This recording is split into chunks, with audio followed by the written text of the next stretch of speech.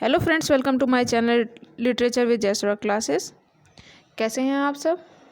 उम्मीद करती हूँ आपकी एलटी ग्रेड, पीजीटी और साथ ही साथ टीजीटी की तैयारी बेहतर चल रही होगी।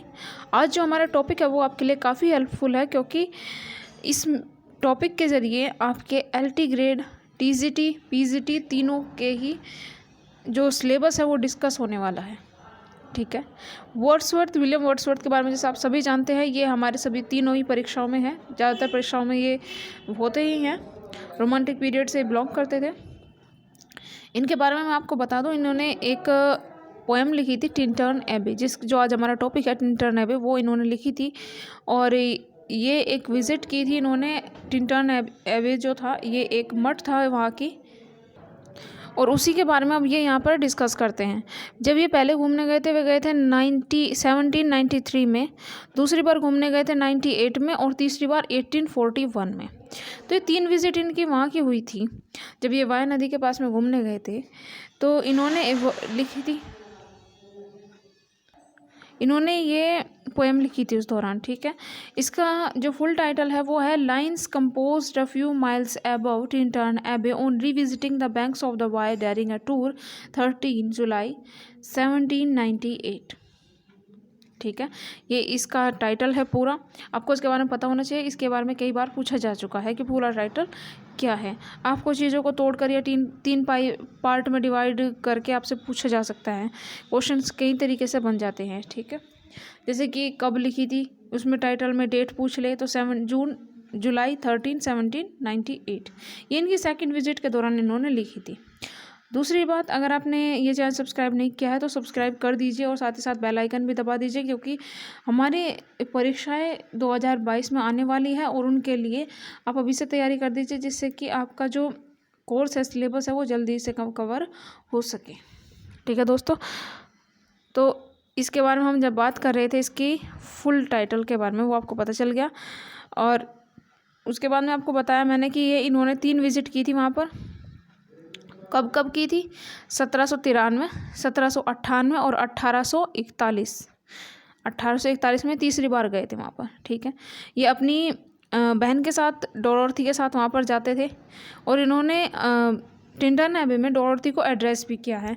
ये वहाँ के नेचुरल जो ऑब्जेक्ट होते थे, डिस्क्रिप्शन होते थे, सीन होते थे, उनके बारे में इसमें डिस्कस किया है। और it contains Wordsworth's complete philosophy and his views on nature. देखिए, उन्होंने उनकी एक फ़िलोसफी थी नेचर को लेकर। उनकी एक फ़िलोसफी थी जिसमें वो नेचर को देवता मानते थे। ऐसे देखते थे कि जैसे कि वो देव हो, देवी हो, इस तरह से उसमें देखते थे। उन्होंने कभी उसके जो नेगेटिव पार्ट थे वो कभी नहीं देखे। कभी नेचर के वो नुकसान के बारे में बात नहीं करते थे। उन्होंने हमेशा क्या देखा, उसके अंदर पॉजिटिव चीज़ें ही देखी। इसको मिस्टिक पैंथिज्म इन्होंने नाम दिया। ठीक है। मिस्टिक पैंथिज्म इसका नाम था, जिसमें व्यक्ति नेचर में देवताओं को देखता है। ठीक है। देवताओं को देखता है, किसी स्पिरिट को देखता है, तो उसमें उसे क्या कहते हैं? Mistake pantheism. दूसरी बात यह है कि इसमें डबल एक्सपोजर टेक्निक की इस्तेमाल किया गया है। डबल एक्सपोजर टेक्निक वो होती है जिसमें आप पास्ट और फ्यूचर दोनों को जोड़कर, दोनों की यादों को जोड़कर कोई एक अपनी रचना करते हो। तो ये टिंटर्न एबे जब वो 1793 में गए थे और 1798 में गए थे, उन्हीं यादों को जोड़कर इन्होंने एक पोएम लिखी थी। वो कहते हैं कि जब वो अपनी यूथ एज में थे, जब वो जवान थे, तो उनके लिए nature thoughtless, passionate and sensuous थी। ठीक है। लेकिन अब क्या है, अब जब वो स्ट्रेस में होते हैं, ट्रबल में होते हैं, संसार के जो भारीपन है उन्हें दिखाई देता है, तो वो क्या करते हैं कि वो नेचर के ब्यूटीफुल सीन को याद करते हैं, जिससे कि उन्हें मेंटल रिलीफ मिलता है। और अब उनके लिए ये नेचर जो है वो क्या हो गई है? स्पिरिचुअल हो गई है। वो कहते हैं कि मानव जाति की जो दुख है, दुविधा है, वे सब इसके द्वारा हट सकती है। वो कहते हैं कि नेचर मेरे लिए एक माँ के समान है, एक गार्जियन के समान है, नर्स और मेरी मोरल टीचर है। ठीक है। तो उन्होंने कितने हीरो इन्होंने जो है नेचर के अंदर देख लिए। साथ ही साथ वो अपने जो बहन है उनको एड्रेस करते हैं, एडवाइस करते हैं कि तुम्हें भी जो नेचर है उसके टच में रहना चाहिए। यहाँ टिंटर्न एबे में इन्होंने ब्लैंक वर्ड्स का यूज़ किया है और बहुत ही ड्रामेटिक लिरिक के साथ में किया है। ये काफ़ी मैजेस्टिक है। ठीक है दोस्तों। तो हम अपने 1 बाय 1 करके एक एक लाइन क्लियर करते चलेंगे टर्न। इस टेक्स्ट में जो सब मैं आपको बता दूं कि जो एबे होता है वो मठ होता है, चर्च होता है, ठीक है दोस्तों। और जो वो चर्च है उसके नीचे एक संगम है 2 नदियों का। नदी है वाई एंड सेवन, ठीक है। वाई और सेवन नाम की 2 नदी है इस मठ के नीचे, चर्च के नीचे। ये चर्च ऊंचाई पर है थोड़ा सा, नीचे 2 नदियों का संगम मिलता है, वाई और सेवन का, ठीक है। और जो पोइट है हमारे विलियम वर्ड्सवर्थ है, वो 3 बार गए थे। इन चीज़ों को याद रखें, नोट कर लीजिए। 1793 में, दूसरी बार 1798 में, तीसरी बार 1841 में। अब बात करते हैं, वो जो पोइट है वे कहते हैं 5 years have passed, 5 summers with the length of long winters, and I again hear these waters rolling from their mountain spring with a soft murmur inland, ठीक है, sorry, with a soft inland murmur। वो कहते हैं कि 5 साल बीत गए। जब राइटर पहले आए थे यहाँ तो वो 93 में आए थे और अब वो दोबारा आए हैं 98 में। तो कहते हैं कि बहुत लंबा समय बीत गया, 5 साल बीत गए, इसमें 5 गर्मियाँ बीत गई और लंबी लंबाई के साथ में क्या हुआ, जो सर्दियाँ थी लंबी 5 वो भी बीत गई। And I hear these water, और अब मैं दोबारा दीज वाटर, ये जो वाटर है इसको दोबारा सुन पाऊँगा। वाटर्स से यहाँ मतलब क्या है, नदियाँ, ठीक है। यहाँ वाटर से मतलब है नदियाँ, कि मैं दोबारा से इन नदियों को सुन पाऊँगा। Rolling from their mountain spring, mountain springs क्या होता है, पर्वतीय उद्गम, जहाँ से वो निकल रही है पर्वतों के बीच से। और कहाँ बह रही है, विद अ सॉफ्ट इनलैंड मरमर, पर्वतों के जो उद्गम है वहाँ से निकलकर कलकल करती हुई, सॉफ्ट इनलैंड मरमर है यानी कलकल की ध्वनि के साथ में, ठीक है। रोलिंग यानी बहती हुई, रोलिंग हो गया, बहती हुई, फ्रॉम देयर माउंटेन स्प्रिंग, पर्वतीय उद्गम से, विद अ सॉफ्ट इनलैंड मरमर, और कहाँ करती है, धरती पर उतरती है एक कलकल करती हुई मधुर ध्वनि के साथ में। अब वो कहते हैं वंस अगेन, कि एक बार दोबारा, डू आई बिहोल्ड, बिहोल्ड होता है देखना, कि मैं देखूंगा, these steep and lofty cliffs, steep होता है ऊंची, लफ्टी होता है खड़ी, क्लिफ होता है चट्टाने। तो किस देखूंगा, मैं दोबारा से देखूंगा इन ऊंची खड़ी चट्टानों को। That on a wild secluded scene impress, that on a wild यानी जंगली, सेक्लूडेड होता है एकांकी, अकेले में, सीन जो मुझे मोहित करते हैं उनके बारे में। अब वो कहते हैं once again do I behold these steep lofty cliffs, कि मैं दोबारा से इन जो पहाड़ियाँ हैं, खड़ी चट्टानें हैं, पर्वत हैं, इनको देखूंगा। और ये जो जंगल का दृश्य है ये कैसा लग रहा है, ये बहुत ही जंगली और निर्जन एकांकी दृश्य लग रहा है। फिर वो वहाँ पर जो विचार है वो कैसा आता है ना, thought of more deep seclusion, seclusion होता है एकांकीपन का, जो विचार है वो उनको अपनी ओर खींचता है। इस जो पैराग्राफ में वो कहते हैं कि मैं क्या देखूंगा, कि मैं वहाँ पर बहती हुई नदियों को देखूंगा जो पर्वतीय उद्गम से निकलकर धरती पर बह रही है और कलकल की ध्वनि के साथ में बह रही है। वे कहते हैं कि मैं वो दोबारा सब कुछ देख पाऊंगा, जहाँ वो खड़ी हुई, जो खड़ी और ऊंची ये चट्टानें हैं उनको मैं फिर दोबारा से देख पाऊंगा, जो जंगल में एक निर्जन जंगली दृश्य बनाती है, मुझे अपनी ओर खींचती है, मेरे विचारों को, जो विचार ऐसे हैं कि मुझे और ज़्यादा एकांकीपन की भावना जो है मेरे अंदर भर देते हैं। And collect the landscape with the quite of the sky, और क्या करते हैं, जोड़ देते हैं इस प्राकृतिक दृश्य को किसके साथ में, आसमान की शांति के साथ में। देखिए जो क्वाइट है वो होता है शांति, ठीक है। तो जो शांति है आसमान की शांति के साथ में जोड़ देते हैं, ये जो धरती है इसको आसमान की शांति के साथ में जोड़ देते हैं।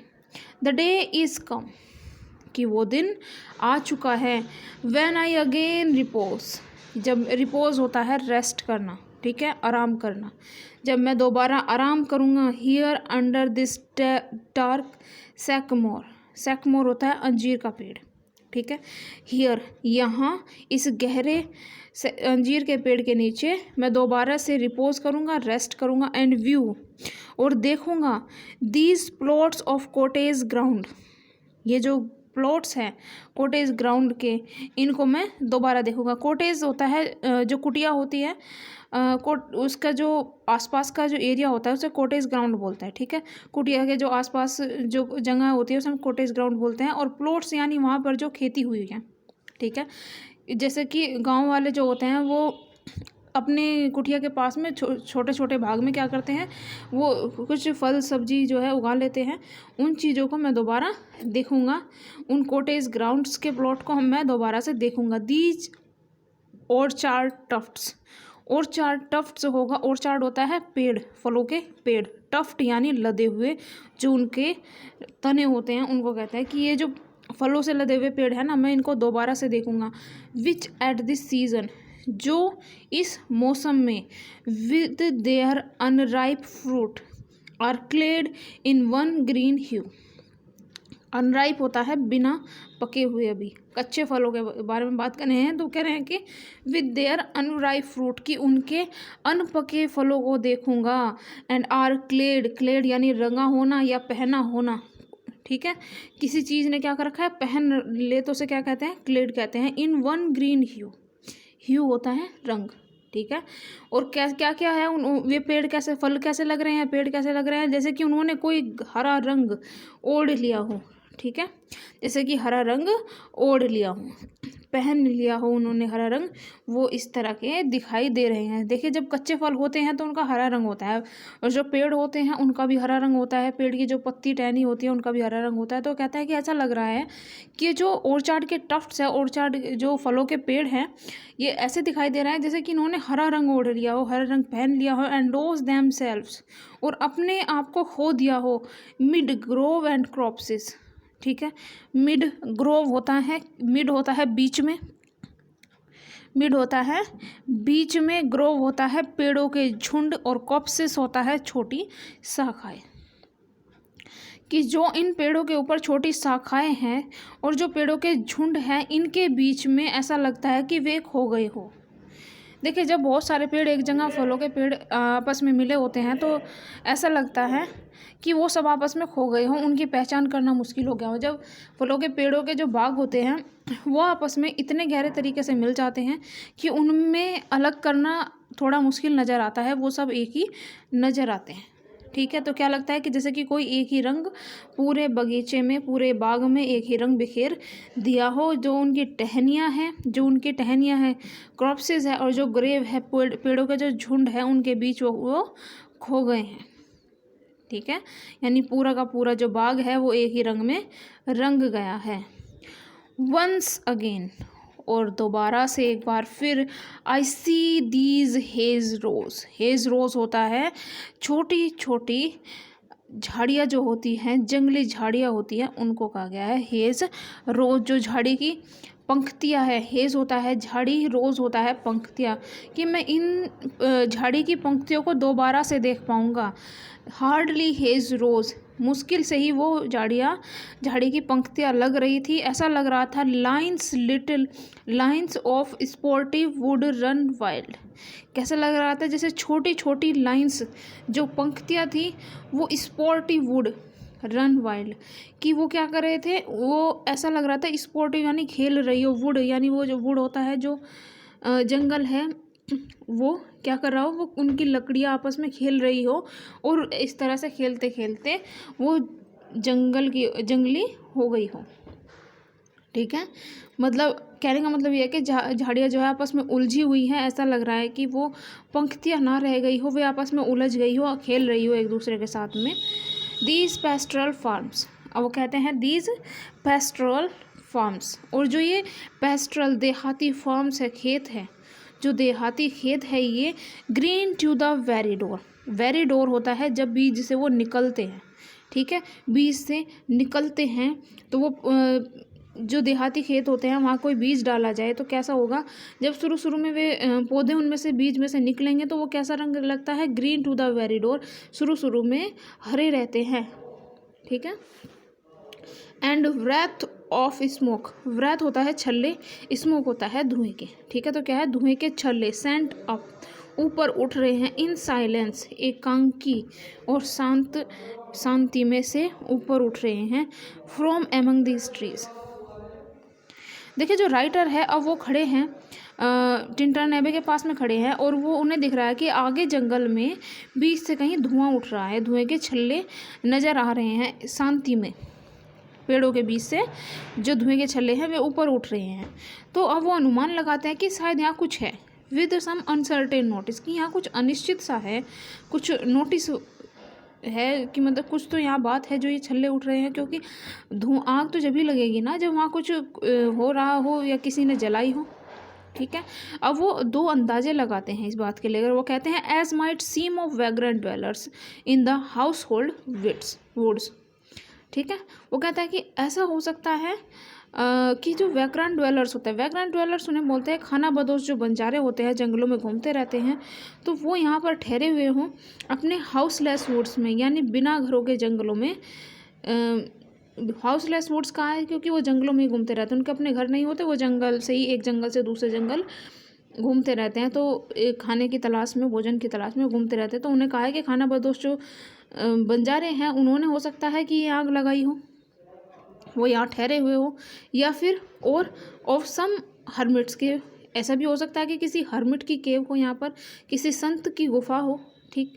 Where by his fire the hermit sit alone, जिस और उस जो साधु महाराज है उन्होंने क्या किया हो, साधु महाराज ने अकेले बैठे हुए हो और वहाँ पर आग जला दी हो। ये इसका फर्स्ट स्टैंजा था, ठीक है दोस्तों। आशा करती हूँ आपको समझ में आया होगा। अब हम अपने दूसरे स्टैंजा की ओर बढ़ते हैं।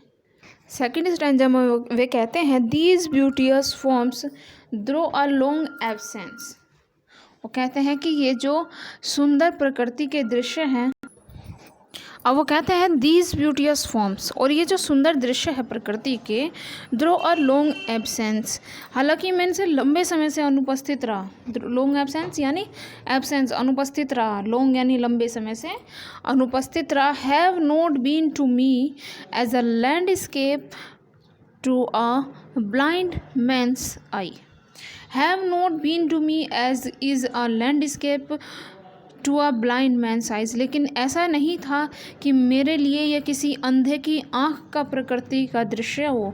यानी कहने का मतलब है कि मैं इन्हें याद करता था, मैं ऐसा नहीं था कि मैं इन्हें भूल गया हूँ।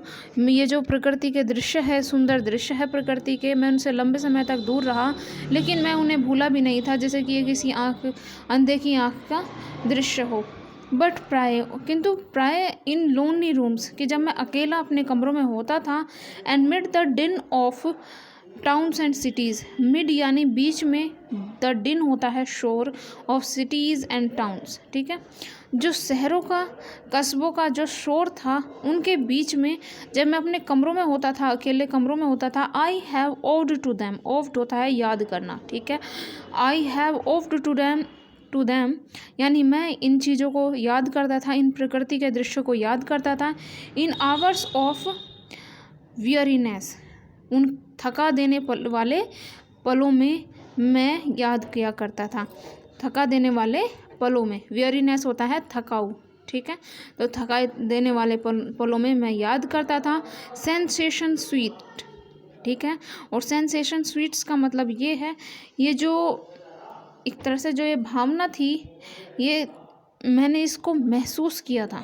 ठीक है, और मेरे अंदर ये, जब मैं प्रकृति के दृश्यों को याद करता था तो मैं अपने अंदर एक, अपने सेंसेस में एक स्वीटनेस फील करता था, एक मधुर अनुभूति का मुझे एहसास होता था, मधुर अनुभूति का एहसास होता था, फेल्ट इन द ब्लड, और ये अनुभूति मुझे मेरे खून में महसूस होती थी, and felt along the heart, और मुझे ये अनुभूति अपने दिल में महसूस होती थी, and passing even into my purer mind with tranquil restoration, और ऐसा लगता था, एंड पासिंग, और मेरे अंदर से गुजर रही हो, even into my purer mind, मेरे जो माइंड है जिसको इस दृश्य ने प्योर कर दिया है, मेरे माइंड को वहाँ क्या करती थी, विद ट्रैंक्वाइल, ट्रैंक्वाइल होता है एक तरह से शांति, ठीक है, ट्रैंक्वाइल होता है शांति, रेस्टोरेशन होता है स्थापना।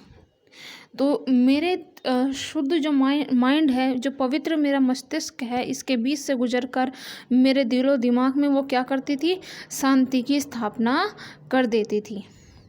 इसमें वे कहना चाहते हैं कि मैं इस प्रकृति के सुंदर दृश्य से हालांकि बहुत समय से दूर रहा हूँ, लेकिन ये ऐसा नहीं था कि मेरे लिए अंधे की आँख का कोई दृश्य हो।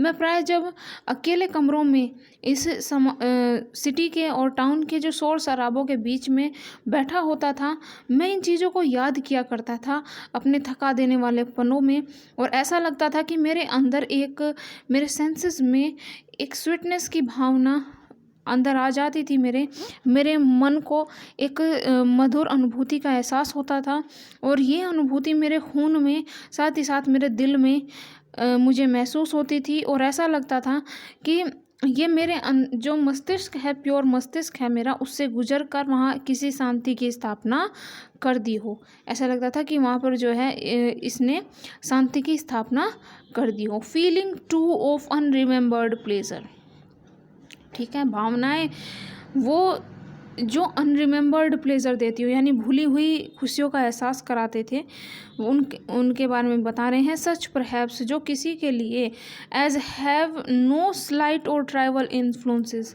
On that best portion of a good man's life. Slight होता है छोटा, ट्राइवल तुच्छ, इन्फ्लुएंस यानी प्रभाव, ठीक है, छोटा तुच्छ प्रभाव डालती थी। जो किसी व्यक्ति के जीवन का सबसे बेहतर पार्ट होता है, वो कोई छोटा तुच्छ प्रभाव ही होता है। वो कहते हैं कि वो भूली हुई खुशियाँ की जो एहसास होता है, वो किसी अच्छे व्यक्ति का जो है बेस्ट पोर्शन होता है। और वो कैसे होते हैं एहसास, his little nameless unremembered act of kindness and of love. वो एहसास ऐसे थे, छोटे नाम रहित भूले हुए दयालुता के कार्य या प्रेम के कार्य। जो काम हम अपने किसी काइंडनेस में या प्रेम में करते हैं, वो कैसे होते हैं, छोटे नाम रहित और भूले हुए कार्य होते हैं, पर उनसे क्या होता है, ऐसी छोटी छोटी चीज़ों से, इन छोटे छोटे प्रभाव से हमें जो है खुशियाँ मिलती हैं।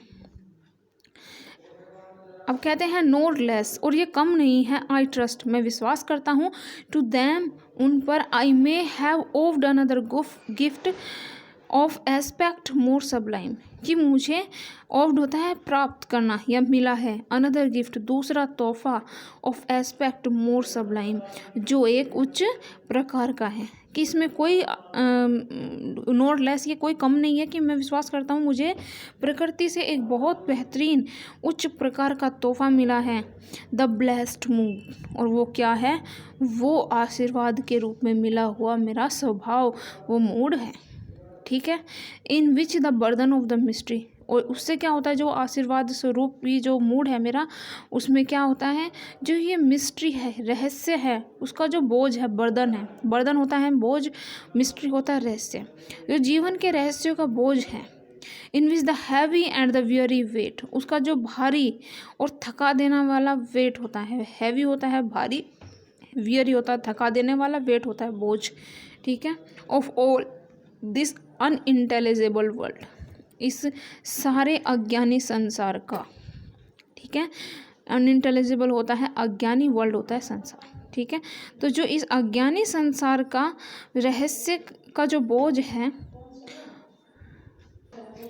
वो कहते हैं कि इस अज्ञानी संसार का जो बोझ है रहस्य का, वो कैसा है, भारी है और थका देने वाला वेट है, ठीक है। वो कैसा हो गया है, इस लाइटन्ड, वो हल्का हो गया है, क्योंकि मेरे अंदर जो ब्लेस्ड मूड है प्रकृति का दिया हुआ, वो इस सारे बोझ को कम कर देता है। दिन भर की जब थके हुए इंसान होते हैं, अगर वो प्रकृति की गोद में थोड़ी देर बैठ जाए, किसी ऐसी जगह पर जहाँ नेचुरल आपको एयर मिलती हो, फ्रेशनेस मिलती हो, तो आप काफ़ी फ्रेश फील करोगे। तो ये वही ब्लेस्ड मूड है जिसके बारे में वो बात कर रहे हैं। वो कहते हैं कि अगर मैं जैसे यहाँ से 5 साल बाद चला भी गया था, और 5 साल बाद लौट कर आया हूँ, तो इस दौरान भी अगर मुझे कभी इन सब चीज़ों ने परेशान किया, संसार के अज्ञानी संसार के वेट ने और इस बोझ ने परेशान किया, तो भी क्या होता था, ये जो मेरे अंदर ब्लेस्ड मूड है वो उसको लाइटन कर देता था, वो इन चीज़ों को हल्का कर देता था।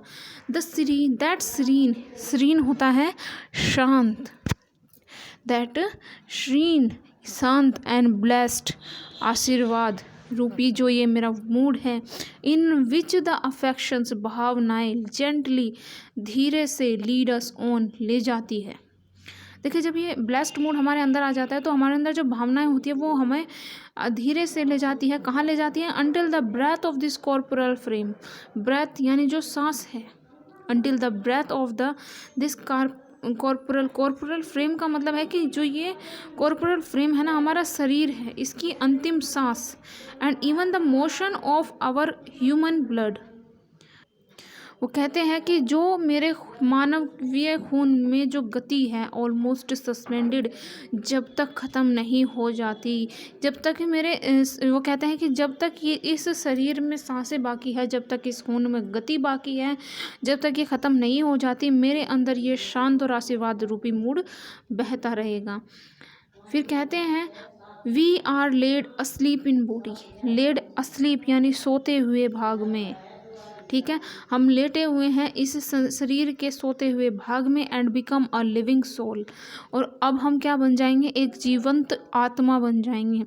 जीवंत आत्मा यानी इस शरीर से जो शरीर, हमारी आत्मा शरीर से मुक्त हो जाएगी, वाइल विद एन आई, और हम एक दृष्टा बन जाएंगे, देखने वाले बन जाएंगे, made quite, Shanti, by the power of harmony, की सामंजस्य की शक्ति के साथ में शांति स्थापित करके हम क्या बन जाएंगे? एक आँख बन जाएंगे। कहने का मतलब ये है, समाधि की बात चल रही है। The deep power of Joy, और जो आनंद की पावर है, आनंद की गहरी पावर है, वो हम देख पाएंगे। And we see into the life of things, और हम कण कण में जीवन को देखने लगेंगे। हम कण कण में यानी चीज़ों में जीवन देखने लगेंगे, हमें कण कण में ईश्वर की अनुभूति का एहसास हो जाएगा। वो कहते हैं कि एक तरह से समाधि की बात हुई है, we are laid sleep in body, कि जब हम इस सोते हुए भाग से क्या होते हैं, सोते हुए भाग में जो हमारी आत्मा है वो इस शरीर को छोड़ देगी, ठीक है। जब कोई आदमी समाधि लेता है तो उनके जो शरीर है वो छोड़ देती है आत्मा, और उसके बाद क्या बन जाता है, उसके अंदर एक पावर आ जाती है हार्मनी की, सामंजस्य किसके साथ में? नेचर के साथ में, गॉड के साथ में। और जो सामंजस्य की जो पावर होती है वो उसके अंदर एक शांति की स्थापना कर देती है, जिससे कि वो एक नए संसार को देखने लगता है, इसके अंदर एक देखने की नई पावर आ जाती है, और जो वो आनंद की गहरी पावर है उससे उसे कण कण में जीवन नज़र आने लगता है, ठीक है। तो ये इसके 2 स्टैंजा हम कवर कर चुके हैं। आगे जो स्टैंजा है वो हम नेक्स्ट पार्ट में आपको बताएंगे। साथ ही साथ आपसे कहना चाहूँगी, अगर आपको ये वीडियो पसंद आए तो प्लीज़ ये चैनल सब्सक्राइब कर दीजिए और बेल आइकन को दबा दीजिए। धन्यवाद, मिलते हैं अगली वीडियो।